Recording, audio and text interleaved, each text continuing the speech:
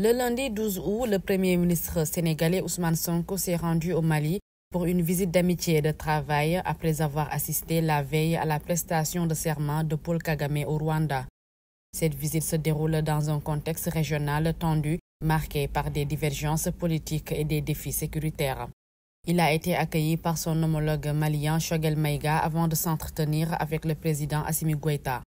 Après avoir présenté ses condoléances au peuple malien pour la mort de leurs soldats sur le champ de bataille, faisant référence aux affrontements à Tinzaouaten du 25 au 27 juillet, il a qualifié ces discussions de très instructives, permettant d'aborder toutes les questions actuelles dans un esprit fraternel. Le président a été très ouvert. On a eu une discussion très franche, très fraternelle.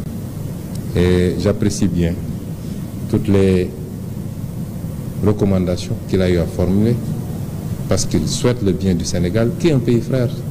Donc, les alertes sur ce phénomène de terrorisme et son évolution, les recommandations qu'il a données, et surtout, on est sur la même longueur d'onde qu'entre le Sénégal et le Mali. Interpellé sur un supposé changement de position du Sénégal vis-à-vis de l'Alliance des États du Sahel, créée en septembre par le Mali, le Burkina et le Niger pour faire face aux défis communs de sécurité, Sonko a mis au défi quiconque de trouver une seule déclaration antérieure qui diffère de celle qu'il fait aujourd'hui. Notre position a été très claire depuis le début. Quand nous avions commencé à prendre position sur ces questions, il n'y avait pas encore l'AES d'ailleurs. Il y avait ce qui se passait dans chacun des pays, aujourd'hui considérés comme étant membres de l'AES. Quand